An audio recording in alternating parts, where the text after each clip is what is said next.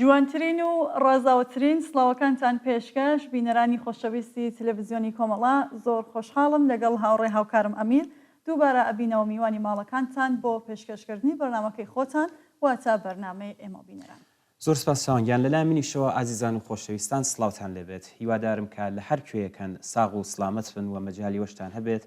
تا کۆتایی بەرنامەی ئەم هەفتەیەش بینەر و بیسەرمان بن. هەر وەک ڕواڵی هەموو هەفتە ئەم بەرنامەیە چەند بابەت وە زیاتر نامەکانی ئێوەی ئازیز کە زەحمەتتان کێشا و نردوتانە لە خۆ دەگرێت. هەر چاوان لێرەوە دەست پێ بکەین لە نامەی کاگڕەوف. هەڵبەت بەرنامەکەمان بە پەیامێکی کورتی کاگڕەوف کە لە سەقزەوە نردوێتی ئێمە دەست پێ دەکەین. کاگڕەوف نووسێتی هاوڕێیانی بەرنامەی ئێمە و بینەران سڵاوتان لێبێت. ماندوو نەبن. زۆر سپاس دەکەین کاگڕەوف. کاگڕەوف نووسێتی لە بەرنامەکانی ئەم دوانەتاندا گەلێک باسی گرنگتان هێناوەتە بەرباس لەوانە هەلومەرجی ئێستای ئێران، موقعیەتی ئێستای کۆماری ئیسلامی و ئەگەری گۆڕانکاری. هەر لەم ڕابطەیەدا هەروە باسی چۆنیەتی ئامادەبوونی خەڵکی کوردستان بۆ ڕوبەڕووبوونەوە لەگەڵ ئەگەرەکانی سەرڕێگا کراوە کە پێم وایە دەبێت زۆرتر قسەی لەسەر بکرێت تا ئەم ئامادەگیە و ئەرکەکانی گشتگیر بێت. کاگڕەوف نووسێتی بەڵام پرسیاری من بە کۆمەڵە دەگەڕێتەوە. دەڵێت دەزانین بەداخەوە لەم ساڵانەی دواییدا بەهۆی جۆرا و جۆر پەرژوبڵاوی لە نێو ڕیزەکانی کۆمەڵەدا هاتۆتە ئاراوە. ئێستا بە لەبەرچاوگرتنی ئەم ئەگەرانە هەلومەرجی ئێستای ئێران و کوردستان ئایا پرۆژەیەک هەیە بۆ جوبرانی ئەم پەرژوبڵاویە؟ چون بە بڕوای من هەڵبەتەوە کاگڕەوف دەڵێت کۆمەڵە پێویستی بزوتنەوەی کوردستانە. بەڵێ سپاس لە کاگڕەوف. دیارە لەم بارە ڕوانگەی جیاواز هەیە و هەر کامە ئستدلالی خۆی هەیە. ئێمە لامان وایە کۆمەڵە جیا لە بزوتنەوەی شۆڕشگەرانی کوردستان نییە. کەوا بوو ئەگەر ئەم بزوتنەوەیە بەهێز بێ دیارە کۆمەڵە تیادا بەهێز دەبێت ئەمیر. هەر بۆیە پێشەوەی بیر لە بەهێزبوونی کۆمەڵە بکەینەوە کە ئەڵبەتە ئەرکێکی هەمیشەی ئێمەیە بیر لە بەهێزبوونی بزوتنەوەی شۆڕشگەرانی کوردستان دەکەینەوە. با بزانین ئەم بزوتنەوەیە بەچی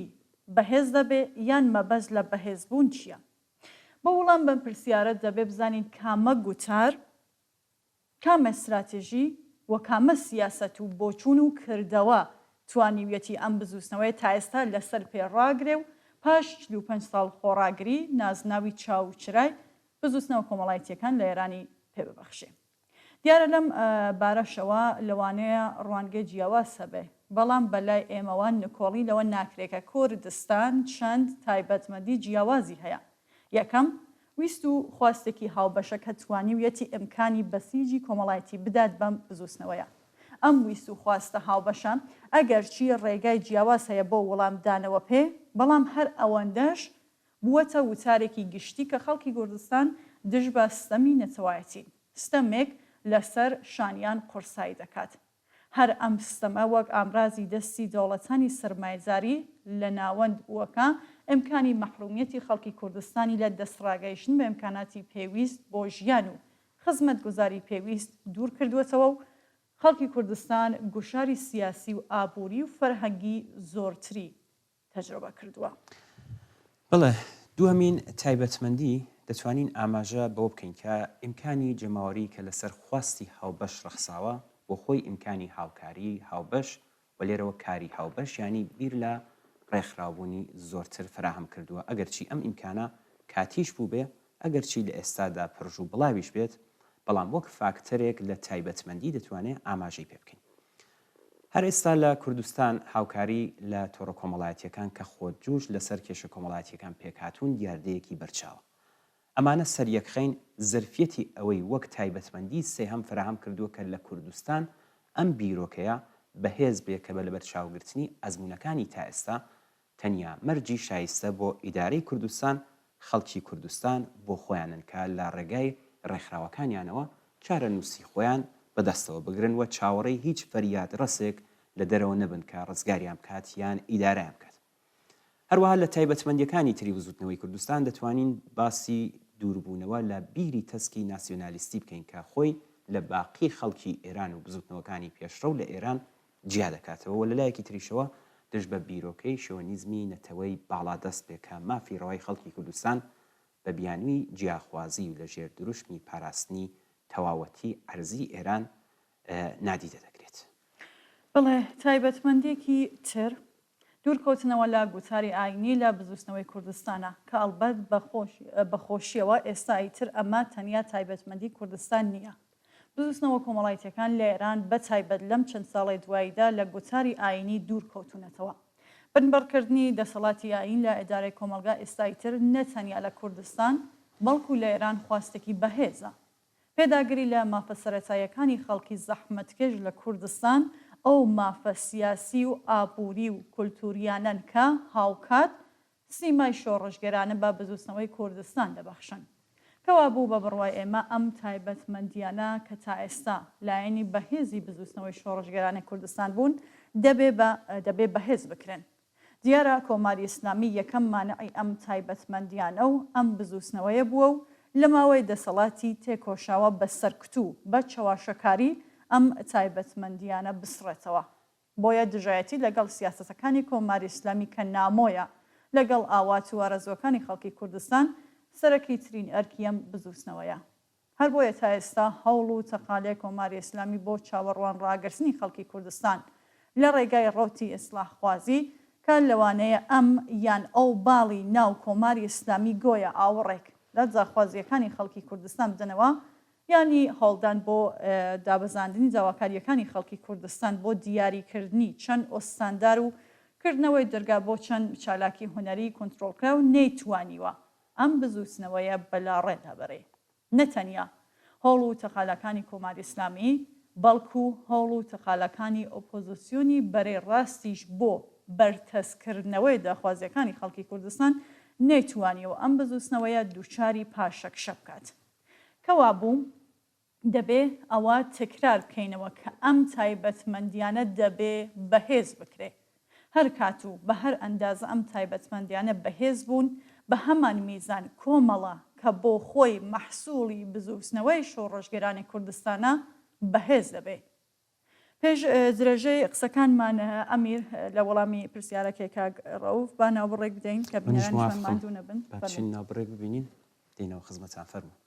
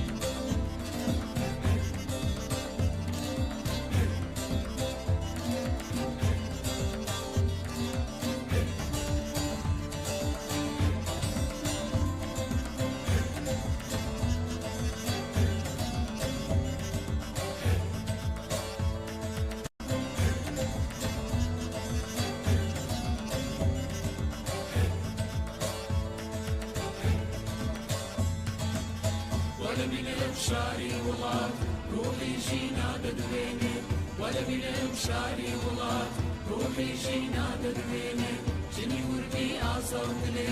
ڕزگاری دەنەخشێنێ ژن ژیان ئازادی بۆ یاران بەدی دێنێ بۆ ئینسان بەدی دێنێ بۆ ئینسان بەدی دێنێ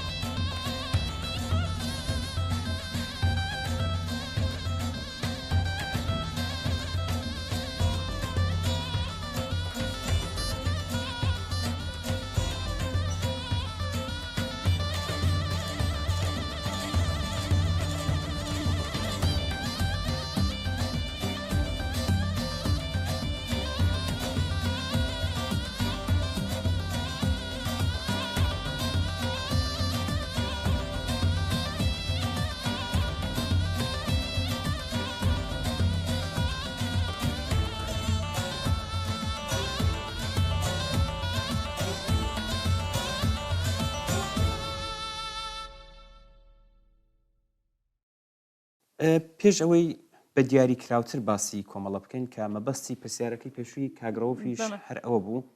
دەبێت باسی حیزبە سیاسیەکانی چالاک لە ساحەی سیاسی لە کوردستان بکەین. شاید باش وابێ ئەمەش وەک تایبەتمەندیەکی تری بزوتنەوەی کوردستان بناسین کە کوردستان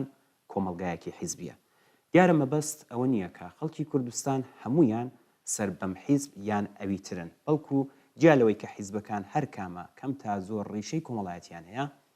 ئێستا و لە سەردەمی ئێستادا وەک ئالتەرناتیو بوونیان هەیە. ئەگەر لە ئێران ئێمە لەگەڵ کێشەی ئالتەرناتیو ڕوبەڕووین، لە کوردستان حیزبەکان ئەم بۆشاییە پڕدەکەنەوە. جا ئێستا ئەم حیزبانە هەر کامە بە هەر میزان لەم تایبەتمەندیانە لە بزوتنەوەی کوردستان دوور بنەوە بە هەمان میزان بە هەر بەو میزانش هەوڵ نەدەن بۆ بەهێزکردنی ئەم تایبەتمەندیانە ئەم ئالتەرناتیوە لەسەر بەستێنی ڕوانگەی جیاواز و تێگەیشتنی جیاواز لە دۆخی کوردستان دەتوانێت بێتە کێشە بۆ دواڕۆژی کوردستان کە دەبێ وەک مەترسیەک سەیری ئەم بابەتە بکرێت و هەر لە ئێستاوە نەخشە و پلانی هاوبەش هەبێت بۆ دووربوونەوە لەو مەترسی کە باسکرا. بەڵێ ئەمیر با بزانین نەخشە و پلان دەتوانێت چی بێ. بەگشتی لە دوو بواردا ئێمە چاو لەم بابەتە ئاکەین. حزب و لایەنی سیاسی هەن کە لە ڕووی استراتێژی سیاسی خۆیانەوە ناتوانن لەگەڵ هەموو ئەم تایبەتمەندیانە ڕێکبکەون. حزب و لایەنی سیاسی هەن کە دەتوانن لەگەڵ هەمان ئەو تایبەتمەندیانە خۆیان هەماهەنگکەن کە ئێمە بەبەرەی چەپ و سوسیالیست لە کوردستانیان دەناسین. لەگەڵ ئەو حزب و لایەنانە کە لەگەڵ هەموو ئەو تایبەتمەندیانە ڕێک ناکەون، ناتوانین و گونجاو نییە کە لە ڕێگای هاوکاری لەسەر خاڵە هاوبەشەکان کە ڕێگەی هاوکاری لەسەر خاڵە هاوبەشەکان نەدۆزینەوە. دەبێ بزانین تاکوێ و لەسەر کامە خاڵی سەرەکی لە خاڵە بەهێزەکانی بزوتنەوەی کوردستان کۆکین. بە هەمان میزان دەبێ بناغەی هاوکاری و هاودەنگی بۆ بەرگرتن بە هەر ئەگەرێکی نەخوازرا و دابڕێژین. هەر لەم ڕابطەیەدا گەڵاڵەیەک لەژێر ناوی سەنەدی هاوکاری لایەنە سیاسیەکانی کوردستان پەسەند کراوە کە ڕاهنمایی ئێمەیە بۆ هاوکاریکردن لەگەڵ لایەنە سیاسیەکان. ئەگەرچی بەرنامە و استراتێژی سیاسی جیاوازیشمان هەبێ، خاڵی هاوبەش هەن کە دەتوانن استفادەی لێ بکەین کە کوردستان لە دۆخی ناهەموار تێپڕکەین. بۆ نمونە لەم گەڵاڵەی هاوکاریدا چەند خاڵی سەرەکی هەیە کە دەبێت لەلایەن هەمووانەوە بە هەر بۆ چوون و استراتێژی سیاسی جیاوازەوە کە زۆری ژاساییە وەک یاسا یانی وەک بڕیاری خەڵکی کوردستان بسەلمێ و هەمووان پێ پابند بن و لادان لەوە ڕوبەڕووی خەڵکی کوردستانیان کاتەوە. یەکەمیان هیچ کات بۆ چارەسەری کێشەی سیاسی جگە لە گفتوگوکردن دەست بۆ چەک نەبرێ. دووهەم هیچ کات نەتوانن لەسەر بەرژەوەندی خەڵکی کوردستان واردی گفتوگوی یەکلایەنە لەگەڵ هیچ هێزێکی دەرەکی لەوانە حکوومەتی ناوەند نەب. گفتوگو لەسەر بەرژەوەندیەکانی خەڵکی کوردستان ئیش و ئەرکی خەڵکی کوردستانە کە لە ماوەی ئەم چەند ساڵەدا بە زەحمەت و فیداکاری و قوربانیدان بزوستنەوەی خۆیان زیندوو سەربەرز ڕاگرتووە. بڵێ لەلایەکی ترەوە هەموو ئەو هێزوولانانە کە خۆیان لەگەڵ تایبەتمەندیەکانی کوردستان بە هاوتەریب دەزانن لە بەرەی چەپی کوردستانن. هاوکاری و هاودەنگی لەگەڵ ئەوان بە ئەرکی جددی خۆمانزانیەوە دەشزانی. نەکۆڵی لەوە ناکرێت کە ڕێبازی ئەم بەرەیەوە سیاست و ئیستراتێژی ئەم بەرەیە کە کۆمەڵە هێزی سەرەکی بووە سەرڕای کێشە و گرفتەکانی ناوخۆی خەسڵەتی شۆڕشگێرانەی بەم بزوتنەوەی داوە. ئێستا کاتێک کە قسە لە کۆکردنەوەی ئەم بەرەیە دەکەین مانای ئەم قسەیە ئەوە نییە کە هەمووی ئەم بەرەیە یەک قسە دەکات یان لە یەک ڕێکخراودا کۆ ببنەوە بەڵکو خاڵە سەرەکیەکانی بزوتنەوەی شۆڕشگێرانی کوردستان بە خاڵی سەرەکی هەڵسوڕانی خۆیان بزانن و دوور لە سێکتاریزمی حیزبی حازر بن هەموو هێز و توانیان بخەنە گەڕ تا بزوتنەوەی کوردستان بەهێز بێت. هەروە کاگرۆف ئاماژەی پێدا هەروەک کاگرۆف ئاماژەی پێدا بەداخەوە لە چەند ساڵی ڕابردوودا کێشەی سیاسی و تەشکیلاتی بوو بەهۆی دابڕانی لە نێو کۆمەڵەدا و جۆرێک پەرژ و بڵاوی لەم بەرەیەدا دەبیندرێت. ئێستا کاتیەوە نییە کە بچینە ناو وردەکاری ئەم دابڕانە ئەوەندەمان لێڕوونا کە لانیکەم بەشی زۆری پێویست نەبووە دیارە کۆمەڵی زەعیف کرد. ئێستاش بە خێرایی کۆکردنەوەی ئەوانە لە ژێر چەترێکی تەشکیلاتیدا ئاسان بە نەزەر ناگات بەڵام بە لەبەرچاوگرتنی هەلومەرجی سیاسی و بە لەبەرچاوگرتنی ئەگەرەکانی سەر ڕێگای بزوتنەوەی کوردستان دەخوازێ کە ئێمە شاهدی هاوکاری و هاودەنگی هێزە چەپ و سوسیالیستەکان لە کوردستان بین. ئەمە بانگەوازی ئەمڕۆی ئێمە نییە دەمێک ساڵە ئەم بانگەوازەمان داوە و دیارە هەنگاویشمان بۆ هەڵگرتووە بەڵام هێشتا بە مەبەستی دیاری کراوە نەگەیشتوین. ئەم هەوڵ و تەقالایە هەروە ئیدامەی هەیە و پێش هەمووان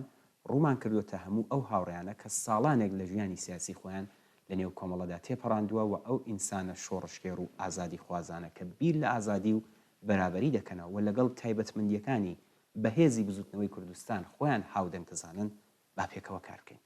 هیچ وەکارێک ناتوانێت بەربەوە بگرێت کە ژمارەیەکی زۆر تێکۆشەری سیاسی و چەپ کە بیر لە ئازادی و بەرابەری دەکەنەوە لە یەک دوور بن و دەنگیان و هێزیان سەریەک نەخەن بۆ یەک مەبەست. ئێمە دەڵێن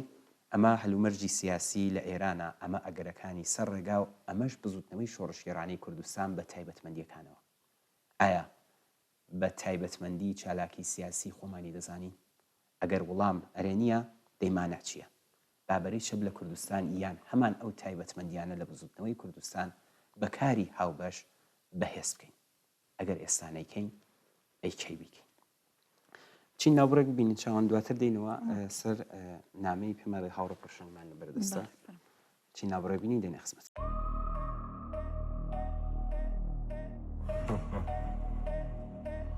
سەمیرە نەمدیوە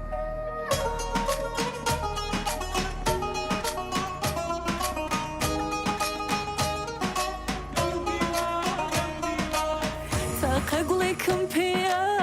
دەیبم بۆ یارێ خۆم جوان کردووە وەکو گوڵی بەهارێ دوعام بۆ بکەن بەفرۆ باران نەبارێ بازوو پێی بگەم نیمە سەبر و قەرارێ دڵم دەکا جۆلانێ هەر کات کە لێم دەڕوانێ بە قسەی دەکەم گەرێ بڵێ هەموو دنیا وەلانێ دڵم دەکا جۆلانێ هەر کات لێم دەڕوانێ بە قسەی دەکەم گەرێ بڵێ هەموو دنیا وەلانێ نەمدیوە نەمدیوە جوانی وەک تۆم نەدیوە بەژن و باڵای کوردانە دڵی لە من دەزیوە نەمدیوە نەمدیوە جوانی وەک تۆم نەدیوە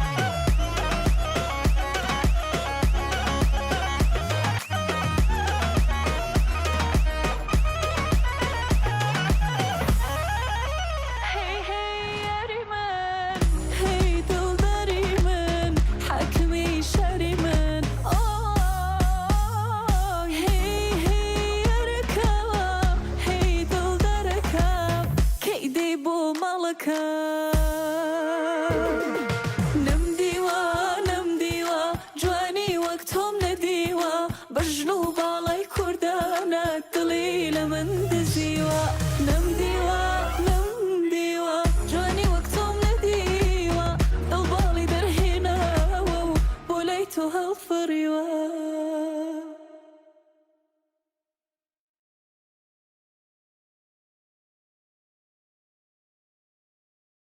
هەر وەک پێشتر ئاگادارم کردن ئێستا نامەی هاوڕێ پرشنگمان لەبەردەستە هاوڕێ پرشنگ لە نامەکەیدا نووسیوێتی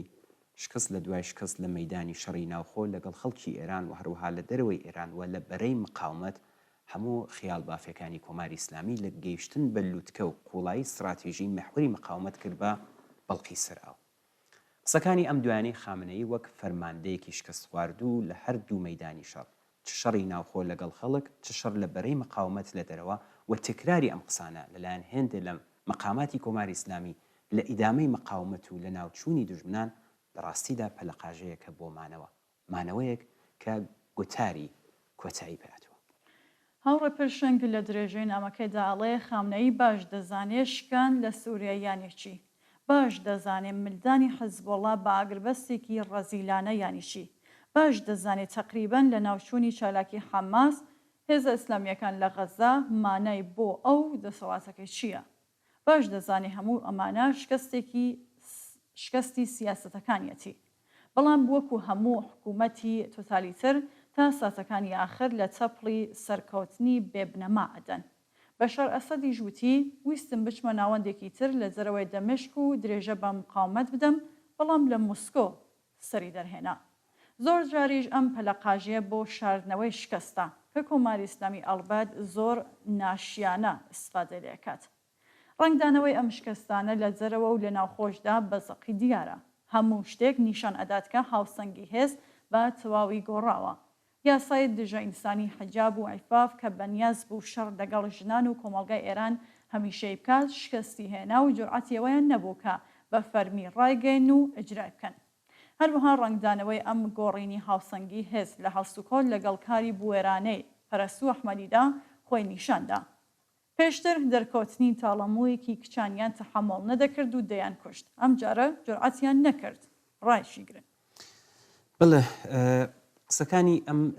دوایانەی خامنەی تەنانەت دژ بە ژنان و ڕەخنەگرانی ناوخۆوە لە سیاسەتەکانی تا ئێستای کۆماری ئیسلامی ئەم شکستی پێوە دیارەوە زەلیلی دەسەڵاتی ئاشکراتر دەکات. خامنەی ماوەیەک پێشێستا بە فەرماندەکانی هێزی دەریایی دەوت ڕادەی تواناکانی خۆتان بەرز نیشان بدەن تا دژمن بزانێت کە هەر ئێقدامێکی بە ئاسانی بۆی جێبەجێ نابێت. ئەوانیش هەروایان کردووە لە ماوەی پێشوودا ڕۆژ نەبوو ئەمیان ئەو فەرماندەی فەشەلی سوپای پاسداران قسە لە ڕادەی توانایی هێزەکانی خۆیان نەکەن کە دژمن پەشیمان دەکاتەوە. ڕۆژ هاتوو چوو و دەرکەوت کە ئەم فەرماندانە و ئەم هێزانە چەندە فەشەلن و چۆن ئەو مەیدانانە کە بەهی خۆیانیان دەزانی یەک لە دوای یەک بەجێیان هێشت و هەڵاتن. هەر دیسانە و ماوەیەک پێشێستا پزیشکیان لە کۆبوونەوە لەگەڵ سازمانی بەسیجی سوپای پاسداران وتوێتی ئەگەر پێتان وایە دەوڵەت پارەی هەیە و دەتوانێت وەزعەکە باشتر بکات هەڵە دەکەن. ڕۆژ لەگەڵ ڕۆژ وەزمان خراپتر دەبێت. خالی باف هەڕەشەی حکوومەت بۆ بەستنی دوورگەی هۆرمۆز و تێکدانی تجارەتی جیهانی لەم دوورگەیە بە ناممکنزانی و سەرنجام سەرپەرشتی دانشکە دەواتە باقرەلعلوم دەڵێ حکوومەت لە هەڵسەنگاندنی هێزی دوژمن زۆر گەمژەیە. پێیان وایە شەڕ وەکو کایی پۆلیسیشێنە. ئەمانە و زۆر فاکتەری تر دەرخەری ئەم ڕاستیان کە کۆماری ئیسلامی گەیشتۆتە کۆتایی بەڵام وەک هەر دەسەڵاتێکی تۆتالیتێر ڕێگایەکی ترینیە جگەل لە شەڕ بۆ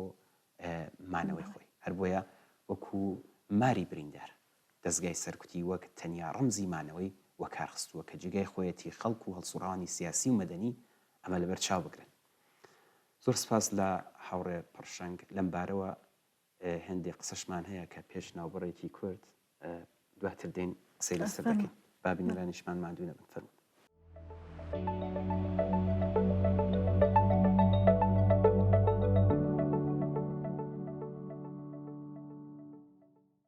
ئەمیر پێش ناوبڕەکە گوتت کایمەش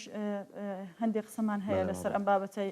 لەسەر ئەم پرسیارێکە هاوڕێ پرشنگ بۆمانی ناردبوو. بەسپاس لە هاوڕێ پرشنگ با بزانین لە هەلومەرجی ئێستادا یانی ئاشکرابوونی شکستەکانی کۆماری ئیسلامی سەرەکی ترین هەنگاوەکان دەبێت چی بێ تا بتوانین استفادەی لێ بکەین بۆ بەهێزکردنی بزوتنەوەی شۆڕەشگەرانە لە ئێران و کوردستان. گەلێک هەوڵی بەرچاو ئاشکرا لەناو بزوتنەوەی متاڵباتی هەن کە بە مەبەستی خۆڕێکخستن و پەیوەندی نێوان ڕێبەرە پراکتیکیەکان پێویستە کارێک بکەین کە کێشە و گرفتەکانی ژیانی ڕۆژانە نەک هەر ئەم هەوڵانە داوازنەکان بەڵکو مەودایان زیاتر بکەین و پەرەیان پێ بدەین. بەهێزکردنی ئەو مەیلە چەپا کە بوو بە هەوێنی بزوتنەوەی ژن ژیان ئازادی یەکێکە لە پێویستیە بەپەلە و هەنووکەیەکان. دیارە هەڵسوڕاوانی چەپ و سۆسیالیست شۆڕەژگەرێکی فیداکارن بەڵام تەنیا فیداکاربوون بەس نییە. هەبوونی ڕێکخرا و ناسین و زانیاری تەواو لەسەر دوژمنە ناوخۆیی و دەرەکیەکان و هەروەها قەباتی بەردەوام بۆ تێکشکاندنیان و بوونی سیاست و ڕێبازێکی دروستیش پێویستە. بڵێ منیش ئەوە زیاد بکەم کە دەبێ ئەزمون و هۆکارەکانی شکستی شۆڕشی 57 و هەموو شکستەکانی تر لە ناوچەکە لە بەرچاو بگیرێت بۆ ئەوەی دووبارە نەبنەوە. نابێوە لەبیر بکرێت کە وەهم و خۆشپاوەڕی بەرامبەر بە ئیسلام و ڕێبەرانی درۆزن و جنایەتکاری ئیسلامی ڕۆڵێکی بەرچاویان هەبوو لە شکستی شۆڕشی 57 و ڕێکخراوە کرێکاریەکان و ژنان و بزوتنەوە کۆمەڵایەتیەکانی دیکە. هەر ئێستا ئەستەواری ئەم وەهم و خۆشپاوەڕیە لەسەر هەڵدان و بەهێزبوونی ڕەوتە ئیسلامیەکان لە سووریا بەرچاو دەکەوێت. ئەلبەتە مەترسیە لە کۆمەلگای ئێراندا تا ڕادەیەکی زۆر کەم بۆتەوە. ڕەوتی ئیسلامی سیاسی ئەم جێگە و پێگەی جارانی نەماوە. هەرچەندە مەترسی ئەوە هەیە کە جەماوەری خەڵک بەهۆی لاوازیانەوە بە تێکەڵیەک لە ئیسلامی میانەڕەوە و لیبرالیزمی ڕۆژهەڵاتی ڕاستی بن، بەڵام بە بەهێزکردنی بزوتنەوە داواکاری تەوەرەکان و خەبات و ناڕەزایەتیەکانی ئێستا دەتوانرێت بەربەم مەترسیە بژیردرێت. ئەمیر پێشتر سەبارەت بە کوردستان لە نێوەگەرەکانی سەرڕێگای لە داهاتوودا قسەمان کرد با ناوبڕێک ببینین با بینەرانمان زۆر ماندوو نەکەین دواتر نامەکانی تریشە خوێنینەوە. نسیمەکەی سەردی پاییزی چ بێڕەحمی چ دڵبەردی سووری گۆڵ و سایازی گۆڵزاران ئەبەی تۆ ڕوو بەڕەنگ زەردی ئیتر ناپرسی بەم کارە هەزاران دڵبرین داوەرە ئیتر ناپرسی بەم کارە هەزاران دڵبرین داوەرە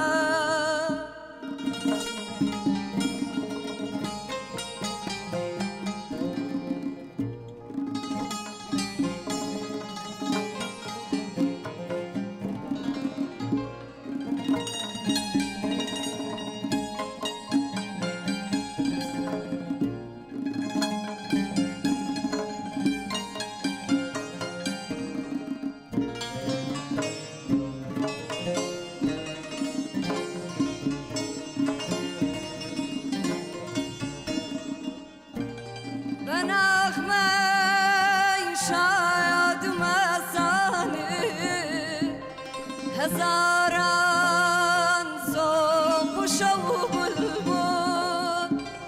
صفای نایا و گلشن لدوری آهریزی سنبول اتو پاییز گل شاکن بجوره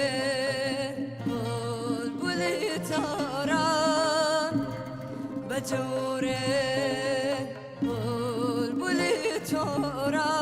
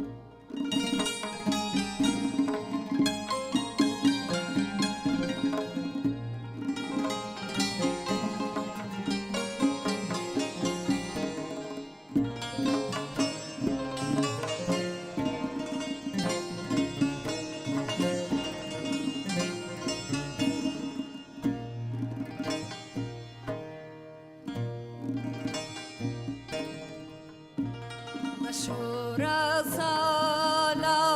پڕیسووری گوڵاڵای گەش و هەوری ڕە مەکە دێوانە بوڵا سوود بە یەکجاوری لە ژین بێبە دەپاییز بەسی ئازارێن خوددایا هایانێ بە هەورێن دەپاییز بەسی ئازارێن خوددایا هایانێ ئازاودێن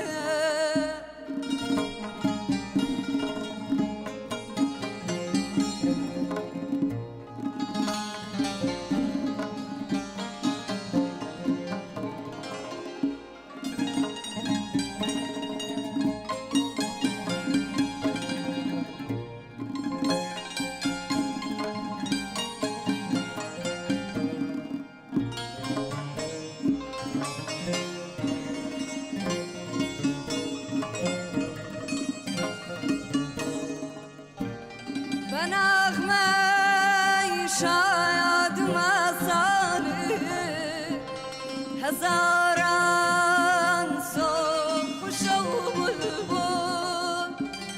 صفای نایاب و گلشن لدوری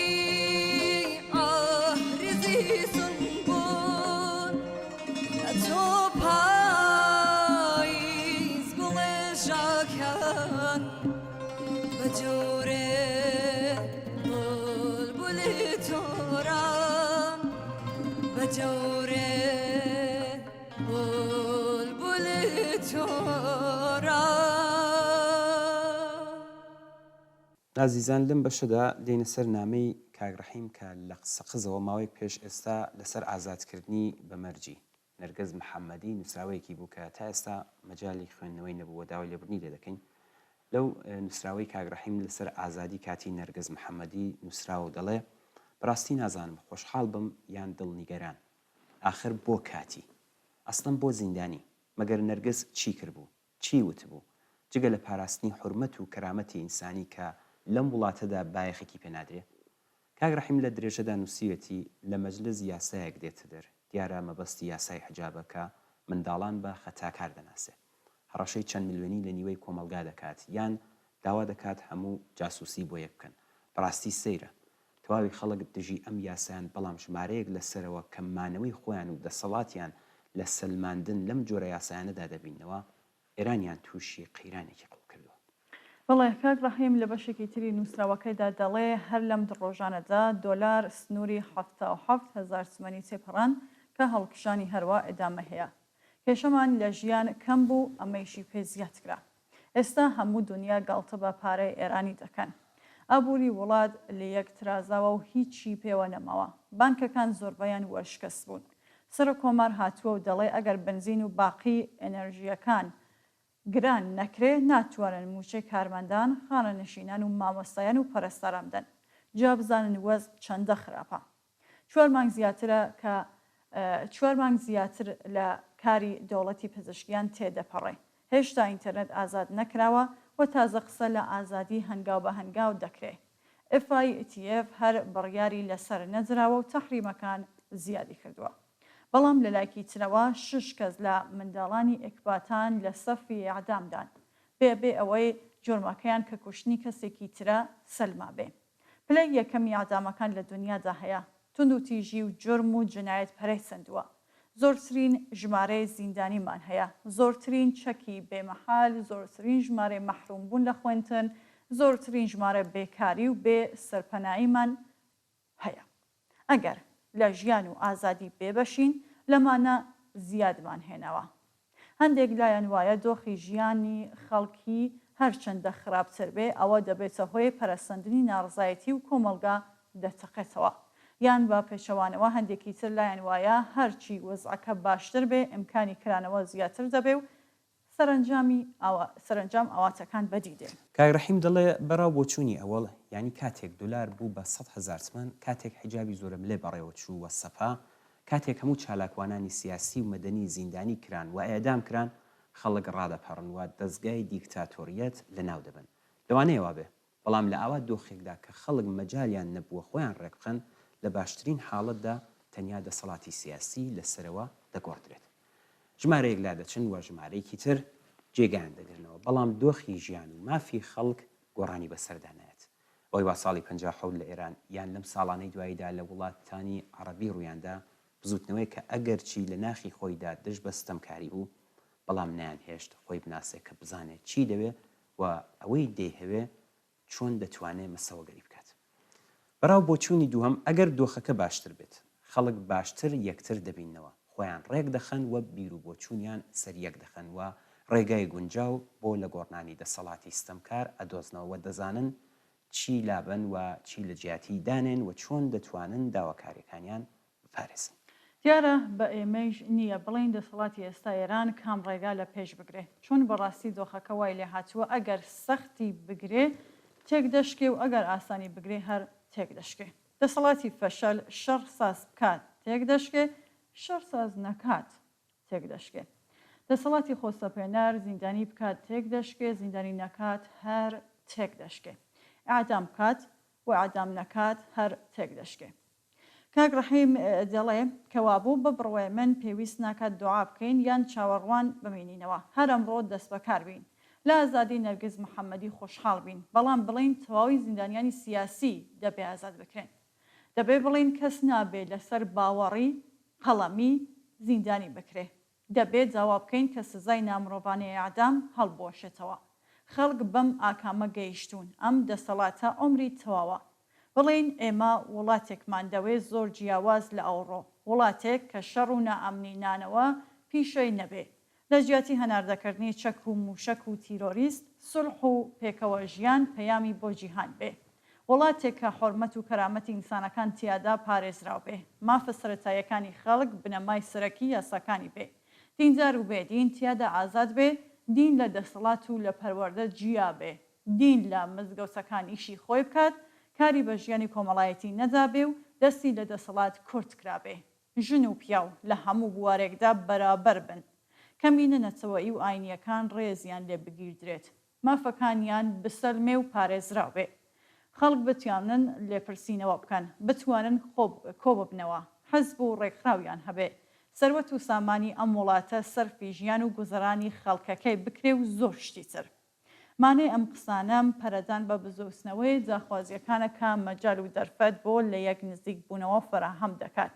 کە لە یەک نزیک بوونەوە دەتوانین گوتاری هاوبەشیشمان بێ گوتاری هاوبەشمان بوو دەتوانین کاری هاوبەش بکەین و سەرنجام هێز بگرین و مەجال نەهێڵینەوە کەسانی تر بە ئاوات و ئارەزوەکانمان گەمە بکەن وەڵێ زۆر سپاسی کاگڕەحیم دەکەین و داوای لێبوردن دەکەین کە نامەکەشیمان درەنگ خوێندەوە زۆر سپاس دەکەین با بچینە سەر نامەی کاک شەهرام چاوان کاک شارام نووسیوێتی نازانم ئێوەش لە یادتانە یان نا زۆر جار بیستومە کە بۆ دەستپێکی ساڵی تازەی خوێندن یان بە بۆنەی ترەوە وەکو سێڵاو یان بوومەلەرزە لە هەواڵەکانی ڕسمیدا ڕادەگەیەندرا کە ڕێبەری 100 یان 200 ملیۆن تمەن یارمەتی داوە کاک شارام دەڵێ بۆم پرسیار بوو کە ڕێبەری ئەم هەموو پوڵ و پارەی لەکوێ هێناوە لە گیرفانی خۆی دەبەخشێ یان بە قەولێک لە کیسەی خەلیفە مەگەر جەنابی ڕێبەری چەندە وەردەگرێت کە دەتوانێت ئاوا پوڵدا بەش بکات ئەگەریش لە کیسەی خەلیفە یان باشتر بڵین خەزێنەی دەوڵەتە بۆ ئەو دەتوانێت ئاوا دەست بێرێتە خەزێنەی دەوڵەت و شانازی پێوە بکات مەگەر خەزێنەی دەوڵەت هین چێە بڵێ کاک شارام لە بەشێکی تری نامەکەیدا نووسیویەتی ئێستاش ماوەیەکە کە دیسانەوە لە ڕاگەیاندنی ڕسمیدا دەبیستین کە خامنەی وتویەتی ئێمە وەکو هەمیشە بە لوبنان دیارە مەبەستیان حەزبۆڵایە و بە فەلەستین دیارە مەبەستیان حەماس و جیهادی ئیسلامیە یارمەتی دەکەین منیش دیسانەوە ئەم پرسیارەم بۆ هاتە پێشەوە خۆوانی تر ناتوان یارمەتی نیزامی بکەن بۆ خۆی وتی هەموو ڕێگاکانیان لێ بەسراوە دەمێنێتەوە یارمەتی مادی بڵێ یارمەتی مادی ینی پارە دێ باشە جەنابیان لە کەم خەزێنە ئاوا دەسەواڵە بەخشش دەکات دیارە خەزێنەی خۆی نییە کە نابێ خەزێنێ بێ کە دیارە هەشیەتی وەمە بەست خەزێنەی دەوڵەتە باسم کرد خەزێنەی دەوڵەت هی خەڵکە یان دەبێ بۆ خەڵک بێ کە لە ئێرانی ژێردەسەڵاتی جەنابی ڕێبەر وانە یانی خەزێنەکە هی خەڵک نییە بەڵام ئەم خەڵکە دەتوانن بڵێن کە حەقتان نییە لە پارە و سەروەتی ئێمە وا ئیسفادە بکەن بەڵام پرسیاری سەرەکی ئەوەیە ئایا لە شەرع و لە قانون تەنانەت لە ئیسلامی کۆماری ئیسلامی خەڵک ئیجازەیان هەیە قسەی وا بکەن ئەسڵەن خەڵک قسەی خەڵک باوەڕی خەڵک ئێرادەی خەڵک جێگاکی هەیە پرسیارێکی زۆر گرنگەوەی کە کاکشارام هەنایەتە ئاراوە بەڕاستی لە ئێستاوە لە پێشوشدا زۆربەی خەڵکی ئێران بەم کارەوە ڕاستینین بۆ خۆیان بۆ نانی شەو محتاجن بەشێکیان لە زبڵدانەکاندا بە دوای پاروە نانێکدا دەگەڕن بەداخەوە کارەبایان نییە گازیان نییە لە هاویندا ئاویان نییە زۆریان سەرپەنیان نییە لە باشترین حاڵەتدا بە چەند کار و هەڵاتن بۆ ئەم لاو ئەولا پاروەنانێکیان دەست دەکەوێت حەقیانە بڵێن ئەم خەزێنەیە دەبێت پێش هەموو شتێک سەرفی ئەم هەموو دەرد و موسیبەتە بکرێت کە ئێستا ژیانیان لە خەڵک تاڵ کردووە تاڵیە کە لەسەر دەستی ڕێبەری کۆماری ئیسلامی و دەسەڵاتەکەی تووشی خەڵک بووە ماوەیەک پێشتر قاسم نەعیم سەرۆکی حیزبوڵڵا وتبووی بە یارمەتی کۆماری ئیسلامی قەرار وایە بە هەر بنەماڵەیەکی لوبنانی مەبەست کە حیزبوڵڵایە بنەماڵەکانیان چەند هەزار دلار وەک قەرەبوو بدرێ ئەگەر ئەمە ڕاست بێت لێم ببورن دەبێت بڵێم زۆری بێجا کرد چ ئەوەی وا قەرەبوو ئەدات و چ ئەوەی وا وەری دەگرێت کاک شارام دەڵێت وا بیرمەکەنەوە کە من نیگەرانی ئەو بنەماڵانە نیم کە لە شەڕی غەزە و لوبنان ماڵوێران بوون بەڕاستی غەمی ئەوانم هەیە بەڵام باشترین یارمەتی بۆ ئەوان ئەوەیە کات دەستی کۆماری ئیسلامیان لەسەر کورت بکرێتەوە بەڕاستی وایە ئەم دەسەڵاتە لە پێناو سیاسەتە چۆچەکانی خۆیدا تەنیا خەڵکی ئێرانی تووشی خەساری زۆر گەورە نەکرد بەڵکو ئەگەر دەبینین خەڵکی فەلەستین و لوبنانیش تووشی خەساری گەورە هاتوون و ڕێگاش کراوەیە کە دەوڵەتی ڕێگەسپەرستی ئیسرائیل بە خۆڵقاندنی گەلێک جنایەتی سامناک وڵاتەکان کاول بکات نابێ دۆر و نەخشی کۆماری ئیسلامی لەبیر بکەین کۆچایی هێنان بەم دەسەڵاتە کە لە 46 ساڵ تەمەنی جگە لە سەرکوت و ئەزیەت و ئازاردان جگە لە زیندان و شکنجە و ئەعدام و تیرۆر جگە لە سەلماندنی بێمافی بە خەڵکێران هیچ دەستکەوتێکی نەبووە باشترین یارمەتی بە براو خوشکەکانمان لە لوبنان و غەزە و عێراق و سووریەتە بەڵێ بەستیوە کە دەستی کۆماری ئیسلامی کورد بێتەوە زۆر سپاس لە کاکشارم بەڵام بچین ناوبڕێک ببینین چاواندا بینەرانی خۆش ئازیزمان ئەوەندەماندوو نەبن دواتر دێنەوە سەر بابەتێکی تر فەرموون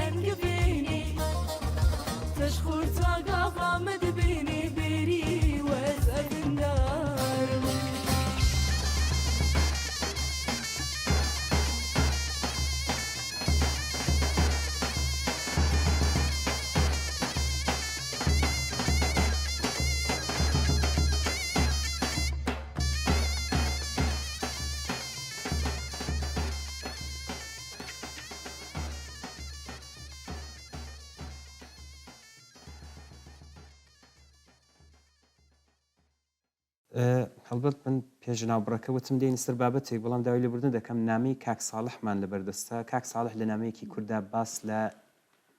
لە دایکبوونی تەفلێکی نەی دموکراسی لە سووریە دەکات و دەڵێ هەڵبەت ئەمە دواچۆلەکە نابێت کە بە ئاسانی ڕەنگی دەکەن و لە جیاتی قەناری بە خەڵکی دەفرۆشن جەولانی تا دوێنێ تاوانبار بوو و بۆ گرتن یان خود کوشتنیشی پاداشی 10 میلیۆن دلاریان بۆ تەرخان کرد بوو بەڵام ئەمڕۆ بە ئەو پەڕی ڕێزەوە هەر کەسە وەفتێک دەنێرێتە خزمەتی بۆ ئەوەی بە دڵ و ئارزوی خۆیان بە جیهانی بسەپێنن کە ئەو جەولانی ئێستا لە تەگەڕابردووی فەرقی هەیەوە ئێستا ئەو ژیرانە سەیری هەلو مرجەکە دەکات خۆزگەوا بۆیە بەڵام ئەمە جگە لە مهندسیکردنی بیر و ڕایگشتی هیچی تر نییە ئەو حکوومەتانەی کە لە گۆڕانکاریەکانی ئەم دوای سووریەدا ڕۆڵیان گێڕا چاویان لە بەرژەوەندیەکانی خۆیانە لە داهاتووی سووریا و لە ڕیزا وەستاون بۆ بەدیهێنانی و بە هەر شێوەیە کە سوود و قازانجیان بۆ دروستکات ئەم تفلاوات ئەم کۆرپەنوێی دموکراسی بە کۆمەلگای جیهانی دەناسێنن بۆ مەرجەی ئەویش دەستێک بەسەر دەم و چاوی خۆیدا بکێشێت بۆ ئەوەی سیمایەکی میانەڕەوانە بە جیهان نیشان بدرێت ئەوەی کە ئەم کەسە خراپەی دوێنێ و میانەڕەوەکانی ئەمڕۆ پێشتر لەناو گروپە تێرۆریستیەکاندا بوو و دەستیان سوور بوو بە خوێنی خەڵکی بێتاوان خاڵێکە کە دەیانەوێت خەڵک لە بیریان بچێتەوە بەڵێ زۆر ڕاستە هەر بۆیە سەرەتا کڵاوە جیهادیەکەیان پێ لابرد و دواتر ئەو جلە داعشیانەیان پێدانا و جلوبەرگێکیان پێ لەبەر کرد کە وانیشان بدرێت کە وەک مجاهدێکی پاک و معسووم دەرکەوێ و ئێستاش بە کوت و شەرواڵ و کراواتێکەوە ڕازاندویانەتەوە بۆ ئەوەی بە جیهان بڵێن کە ئەو تفلا واتە کۆرپانەوەیەکەی دیموکراسیە و یەکێکە لە ئێمە لێ هاتووی ئەمانە ینی سیستمی سرمایهداری لە دووڕوویدا بۆ ئەوەی ڕای گشتی بە قەنەعەت بگێنن قسەی تێدا نییە ئەو کاتیش خومینیان هەر بەو فڕوفێڵانەوە بەسەر خەڵکی ئێراندا سەپاند و با لێهاتوویەکی لێزانانەوە و فریوکارانەوە شەوێک هەموو کەسیان ناردە سەر بانەکان بۆ ئەوەی بچن خومینی لە نێو مانگدا ببین و دوای وعدە و وعیدەکانی پوچ و بێبنەما خستیانە سەر دەسەڵات خەڵکی ئێران ساڵانێکە بە پێست و ئێسکەوە بەم ئازارە واتە ئازاری بە ئیسلامکردنی ئێران دەناڵێنن و ئەم مێژووە ئەمڕۆ لە سووریا دووبارە بووەوە ئەو هەموو چاکەیە هەڵبەت دەبێ ئاوا بیخۆینینەوە دووڕووی و درۆکردنانە بۆ خەڵک لە پێناو هیچ تاکێک لە سووریادا نییە ئەمە تەنها پیلانی کە بۆ کردنەوەی پێگەیە کە دەیانەوێت لە داهاتووی سووریادا هەیان بێت یەکەمیان حکوومەتی تورکیایە کە شوێنی ئێرانی لە سووریا پڕ کردووەتەوە و دواتر بۆ نەئارامکردن و شەڕکردن لەگەڵ خەڵکی ڕۆژاوای کوردستان لە سووریەدا پاڵیداوەتەوە بەڵێ دەچینە سەر نامی کاک بورهان لە وڵاتی هۆلەندەوە لە کورتە نووسراوەیەکیدا دەڵێ ئاشکرایە لە ڕۆژاوای کوردستان نمونەیەکی جوانی خۆبەڕێوەبەری پێشکەش کراوە خەڵک بەگشتی و شەڕوانان بە تایبەتی بوونەتە قەڵای بەرگری و تێکشکاندنی تاریک پەرستان دەوری ژن و گرتنەخۆی تەواوی پێکهاتەکان و بەرخۆدانی شەڕوانان خاڵی زێڕین و پەرشەنگداری ئەزمموی ڕۆژاوان بەمەش هەبوونی خۆیان و دۆزەکەیان کردوتە ڕاستێکی حاشا هەڵنەگر لە ئێستادا دوای ڕووخانی ڕژیمی سووریا و پێشڕەوی گروپە تونڕەوەکان و دژایەتی دەوڵەتانی ناوچەکە بە تایبەتی تورکیا ئەزمموی ڕۆژاوا و گەلەکەی ڕوبەڕووی مەترسی گەورە کردوێتەوە ئێستا کاتی بەدەنگەوە چوون و پشگیری کردداری ئەرکی ئازادی خوازانە پشتیوانی ئەزمموی خۆبەڕێوەبەری ڕۆژاوای کوردستان بن و بۆ ئەمەش پێویستە کوردستانیان لەگەڵ هەموو ئازادی خوازان لە وڵاتانی جیهان بە ئەرکی خۆیان هەستن بۆ پشتیوانی ڕۆژاوای کوردستان ئەوان هیچ ڕێگەیەکیان نییە ئەزمموی ڕۆژاواش ئەزممونێکی خوازراوە لەلایەن کۆمەلگای نێودەوڵەتیەوە بۆیە کاتی همەت و کۆمەک و لۆیکردنە ئەمەش بەهۆی ڕێخستنێکی تۆکمەوە دەبێت لە ژێرناوی پرسی ڕۆژاوە پرسی هەمومان کاک بورهان لە بەشێکی تری نامەکەدا نووسیویەتی وەک ئەزمموونێکی تازە لە ڕێگای تەواوی تۆڕە کۆمەڵایەتیەکانەوە هەموو هێز و توانەکان یەک بخرێن بۆ پشتیوانی ڕۆژاوای کوردستان و بانگەوازی ئەندازیارانی کۆمپیوتەر و شارەزایانی بەڕێوەبردنی تۆڕە کۆمەڵایەتیەکان بکرێت تا ڕێگای زانستی بگریێتە بەر بۆ بە جیهانیکردنی ئەزمموونەکە سەرجەم هەوڵەکانمان یەک بخەین و بۆ جارێکیش بێت سوود لە تەکنۆلۆژیای نوێ وەربگرین چونکە لە ناو جیهانی سۆشیال میدیادا نە سنوور هەیە نا جەندەرمە و پاسدار نە جەیش و جاش نە زیندان و یاسای دژ بە کورد تا ڕێگایمان لێ بگرێت لەو ڕۆژەوەی ڕژیمی یەسەد ڕووخاوە هاوکاری و هەماهەنگی ئێکجار زۆر بەدی دەکرێت لەلایەن تەواوی چین و توێژەکانی کوردستانەوە، بەڵام بڕێکخرا و ئامانجدار نین. کاتی ئەوە هاتووە دوور لە بیری تەسکی حزبایەتی بە ئەرکی مرۆڤانەی خۆمان هەستین و کۆمیتێک کار و کردار دروست بکەین. بەڵێ مار بەم بۆنەوە بچین ویددیوەیەک ببینین لە ڕۆژاوای کوردستان کەمە هەر بخۆشە زەحمەتەکەیت کێشاوە بچینە ویددیوێ ببینین ئەتر دێنەوە خزمەتە.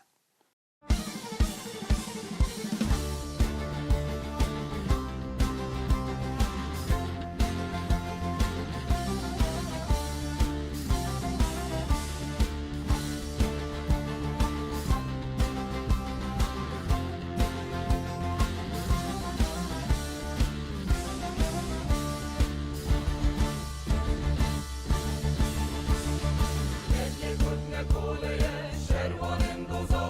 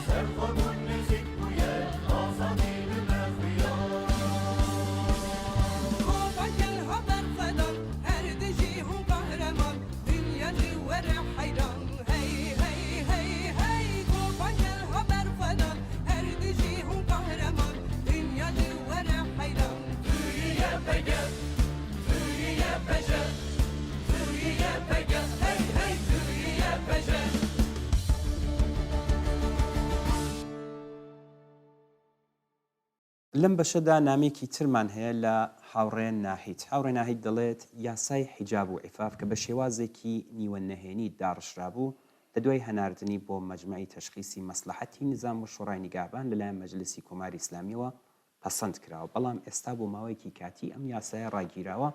و بەڕێوە ناچێت. لە دوای پەسەندکردنی ئەم یاسایە لەلایەن مەجلسی کۆماری ئیسلامیەوە بەرپرسانی ڕژیم کە لە کاردانەوەی جەماوەری دژی ئەم یاسایە نیگەران بوون